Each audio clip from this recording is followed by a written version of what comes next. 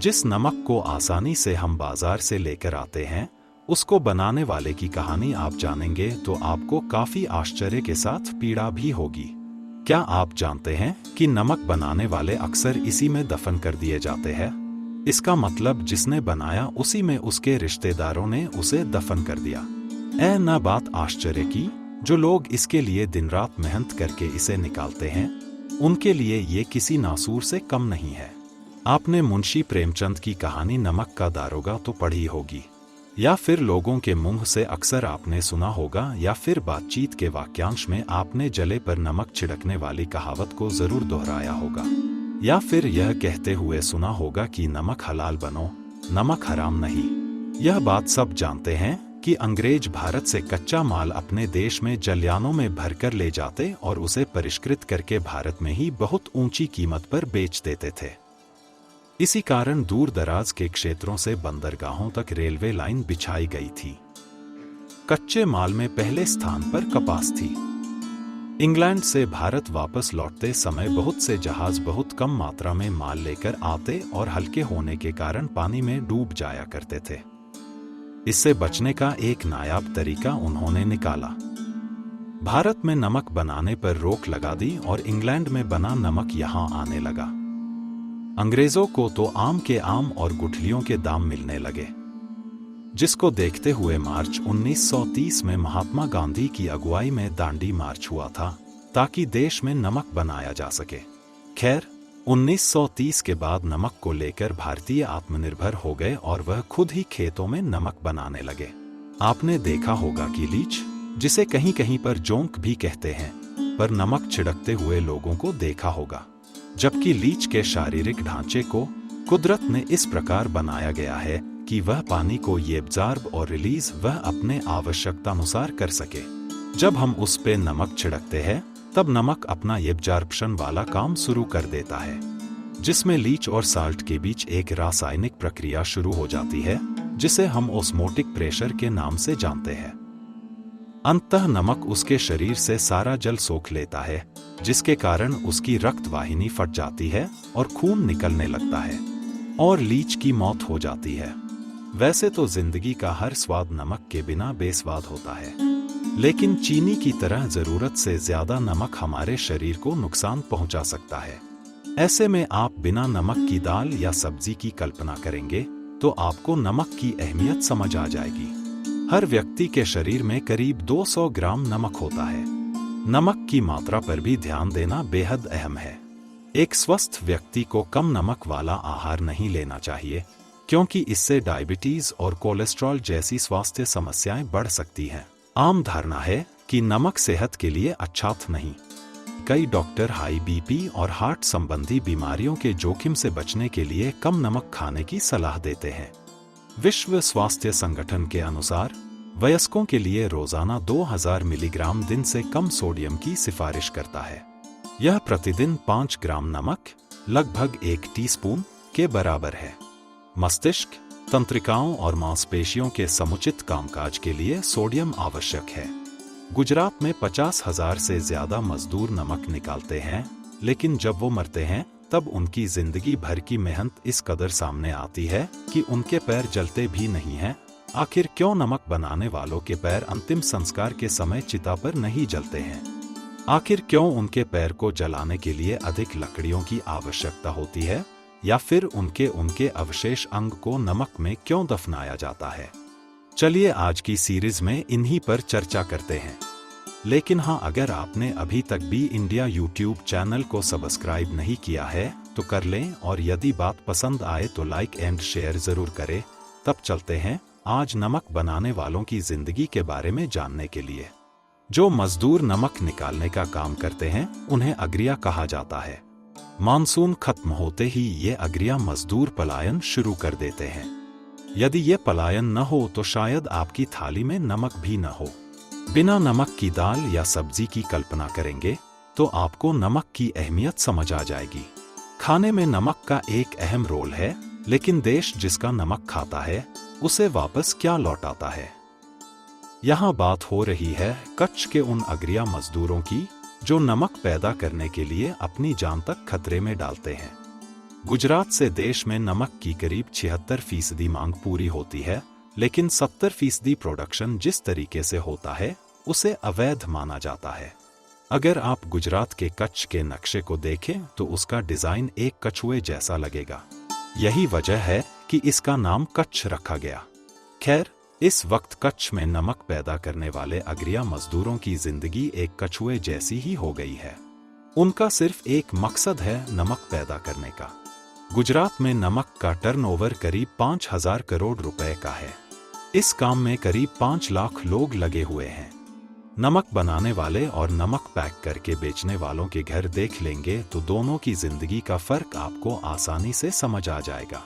ये नमक ना तो उन्हें सुकून से जीने देता है, ना ही मरने के बाद उनका पीछा छोड़ता है। दरअसल नमक में काम करने से मजदूरों के पैर की चमड़ी बहुत ही सख्त हो जाती है। ऐसे में जब मौत के उनके शरीर को जलाया जाता है तो कई बार उनके पैर नहीं जलते हैं। ऐसे में उनके पैरों को नमक डालकर मिट्टी में दफनाना पड़ता है। दूसरे मोतियाबिंद चर्म रोग जीवन बना देते हैं। अगरिया लोग कई पीढ़ियों से नमक बना रहे हैं, लेकिन वो ये नहीं चाहते कि उनके बच्चे या फिर उनका परिवार इस काम को करे। दरअसल नमक बनाने वाले अंतिम संस्कार के समय चिता पर अपने पैरों को आसानी से जलने के लिए एक विशेष तरह के जूतों का इस्तेमाल करते हैं। यदि वो ये जूते न पहनें तो उनके पैर की चमड़ी इतनी मोटी व सख्त हो जाती है कि मरते समय जलते भी नहीं हैं। बाद में उनके पैर रिश्तेदारों द्वारा एकत्र किए जाते हैं और नमक से भरी छोटी कब्रों में अलग से दफनाए जाते हैं ताकि वे स्वाभाविक रूप से सड़ सकें। यह एक नमक मजदूर की कहानी है जो जीवन भर नमक के साथ रहता है और मरने पर अक्सर नमक में दब जाता है। इन मजदूरों को यहाँ 1 टन नमक निकालने के करीब 50 रुपए मिलते हैं। तो आप जो राशि 1 किलो या 1.5 किलो खरीदते हैं, उसके लिए एक मजदूर को 1000 किलो नमक निकालना पड़ता है। मिट्टी और वर्षा के आधार पर कामकाजी परिवार एक मौसम में हजारों टन नमक निकाल सकते हैं। जो व्यक्ति अपनी जमीन पर नमक का खनन करता है, उसे इस काम के 200 से 250 रुपए मिलते हैं। आइए अब नमक बनने की प्रक्रिया के बारे में जानते हैं। नमक बनने की प्रक्रिया में सबसे बड़ा हाथ समुद्र का होता है, क्योंकि भारत में बनने वाले नमक का लगभग 70% समुद्री जल से आता है। इसके अलावा भारत में कुल नमक का 28% भूमिगत समुद्री पानी से और बाकी 2% झीलों के पानी और नमक की चट्टानों से बनता है। गुजरात के कच्छ में बनने वाले नमक के पीछे यहाँ के भूजल, जिसमें समुद्र के पानी की 10 गुना लवणता होती है, को एक बोरहोल के माध्यम से पंप किया जाता है और लगभग 25 बाई 25 मीटर के एक छोटे से क्षेत्र में भर दिया जाता है। या फिर नमक की ज्यादा मात्रा समुद्र के पानी को सुखाकर तैयार की जाती है। इसके लिए समुद्र के किनारे जमीन पर क्यारियां बना दी जाती हैं और उनमें समुद्र का पानी भर दिया जाता है। क्यारियों में भरे समुद्र के पानी को धूप में सुखाया जाता है। ऐसा करने से सारा पानी वाष्पित हो जाता है और क्यारियों में पानी सूखने के बाद केवल नमक ही बचता है। इस नमक को जमा कर लिया जाता है और फिर इसकी सफाई की जाती है। साफ होने के बाद नमक खाने योग्य बन जाता है और अलग अलग पैकिंग में हमारे घरों तक पहुंचता है।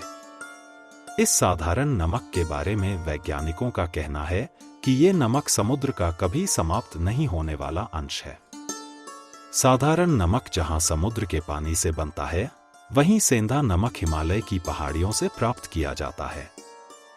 पहाड़ियों से तोड़कर बोरों में भरकर इस नमक को दुकानों तक पहुंचाया जाता है, जहां से खरीदकर हम इस नमक को अपने घर लाते हैं। यह तो बात रही नमक बनाने वालों के दर्द और नमक बनने की कहानी।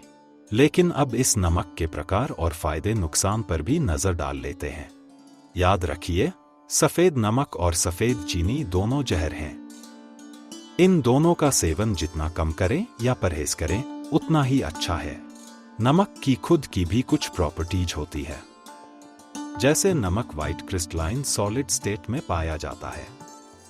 अगर हम नमक को किसी खुले स्थान पर रख दे तो नमक अपने आसपास के नमी को अवशोषित करता है, जिसके कारण वह चिपचिपा हो जाता है।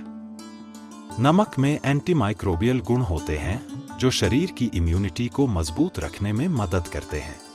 ये शरीर के सेल्स और आउटर सरफेस में बैलेंस मेंटेन करने में मदद करता है। लेकिन शरीर में सादे नमक की मात्रा ज्यादा होने से ये बैलेंस बिगड़ जाता है, जिस वजह से अतिरिक्त इलेक्ट्रोलाइट्स को बाहर निकलने के लिए शरीर को ज्यादा मेहनत करनी पड़ती है। इस वजह से हाइपरटेंशन, ब्लड प्रेशर, किडनी पर असर जैसी बीमारियों का खतरा बढ़ जाता है। इसके अलावा अगर कोई किडनी, हाइपरटेंशन जैसी समस्याओं से परेशान है तो उन्हें दिन भर में 2 से 3 ग्राम नमक ही खाना चाहिए। इसी के साथ यह गुर्दे की पथरी भी बना सकता है, क्योंकि इसका ज्यादा सेवन करने से यह यूरिन में कैल्शियम की मात्रा ज्यादा कर देता है, जिससे गुर्दे की पथरी होने की परेशानी हो सकती है। हेल्थ की दृष्टि से सबसे अच्छा नमक हिमालयन पिंक साल्ट है। इसे बनाया नहीं बल्कि निकाला जाता है खानों और पहाड़ों से। इसका निर्माण ज्वालामुखी के पत्थरों, भारतीय उपमहाद्वीप से निर्मित खानों के प्राकृतिक हेलाइट से इस नमक को प्राप्त किया जाता है। इस नमक की प्राकृतिक खान भारत, नेपाल, बांग्लादेश और पाकिस्तान के कुछ हिमालयी हिस्सों में है। काले नमक का उपयोग हमारे देश के साथ दक्षिण एशिया के सभी देशों में किया जाता है, लेकिन भारत में इसकी खपत बहुत बड़े स्तर पर है। यह बिल्कुल विशुद्ध रूप से प्राकृतिक और हानिकारक रासायनिक पदार्थों से मुक्त होता है। जितना इसका स्वाद मजेदार होता है, उतना ही यह औषधीय गुणों की खान है। यह एक तरह का खनिज नमक है। इस नमक में sodium, chloride, sulphur, iron, hydrogen, potassium, calcium, magnesium, potassium, लौह सल्फेट, ग्रेगेट, फेरिक ऑक्साइड जैसे 80 प्रकार के खनिज तत्व होते हैं, जो संपूर्ण शरीर की रक्षा प्रणाली को दुरुस्त रखने में सक्षम है। सोडियम के कारण इसका टेस्ट नमकीन, आयरन के कारण गहरा बैंगनी या भूरा रंग और सल्फर इसकी गंध का कारण है। ये नमक महंगा जरूर है, लेकिन हेल्थ के लिए बहुत ही अच्छा है। बाजार से खरीदते समय ध्यान रखें कि इसको पाउडर के रूप में नहीं खरीदकर ग्रेन्युलस यानी छोटे छोटे टुकड़ों के रूप में ही खरीदें। आपने सुना होगा कि नमक के पानी में पैर डुबाने से शारीरिक दर्द में आराम मिलता है, लेकिन यह उससे कहीं अधिक लाभदायक है। प्राकृतिक हीलिंग प्रॉपर्टीज से युक्त यह जल शारीरिक और मानसिक बेचैनी, restless foot syndrome, body toxicity के लिए अमोघ अस्त्र है। सभी को अपनी शारीरिक प्रकृति के अनुरूप ठंडा या गर्म पानी उपयोग में लेना चाहिए। वही रॉक सॉल्ट में आम नमक से ज्यादा मिनरल्स जैसे पोटेशियम, फास्फोरस, सल्फर ज्यादा मात्रा में होते हैं, जिनका डायरेक्ट सेवन शरीर के लिए नुकसानदायक होता है। ऐसे में कभी कभी बहुत पसीना निकलने पर शरीर को अतिरिक्त इलेक्ट्रोलाइट्स की जरूरत होती है, तब रॉक सॉल्ट का इस्तेमाल कर सकते हैं। यानी सामान्य शरीर के लिए 2 ग्राम से ज्यादा रॉक सॉल्ट हानिकारक हो सकता है। सेंधा नमक हाई ब्लड प्रेशर को कंट्रोल करने में काफी लाभदायक है। इसी के साथ यह कोलेस्ट्रॉल कम करने में मदद करता है, जिससे हार्ट अटैक का खतरा कम रहता है। इसी के साथ यह सेरोटोनिन और मेलाटोनिन हार्मोन्स का बैलेंस बनाए रखता है, जो तनाव से लड़ने में मदद करते हैं। इन तीनों नमकों में सबसे अच्छा सेंधा नमक और सबसे खराब सफेद नमक या समुद्री नमक होता है। काले नमक का सेवन तो कभी कभी ही किया जाता है। अब आप कहेंगे कि जिस नमक को इतनी विस्तार से चर्चा हुई, उसका असर समुद्री जीवों पर क्यों नहीं पड़ता है? तो आइए इस बारे में भी जान लेते हैं। वैज्ञानिकों का कहना है कि समुद्री जीवों के शरीर की संरचना ऐसी होती है जिसकी मदद से वे खारे पानी में जीवित रहते हैं। बहुत से समुद्री स्तनधारी जीवों में रेनिकुलेट किडनी होती है, जिसमें कई हिस्से होते हैं। यह किडनी मनुष्यों की तुलना में उनकी क्षमता को कई गुना तक बढ़ा देती है। मनुष्य अगर बहुत खारा पानी पिए तो शरीर में नमक जमते जाने के कारण धीरे धीरे डिहाइड्रेशन का शिकार हो जाएगा। वहीं समुद्री जीव खास किडनी के कारण इस परेशानी से बचे रहते हैं।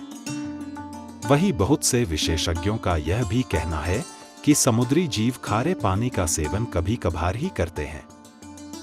पानी की जरूरत का बड़ा हिस्सा उनके भोजन से ही पूरा हो जाता है। भोजन से मिलने वाले पानी में नमक की मात्रा कम होती है।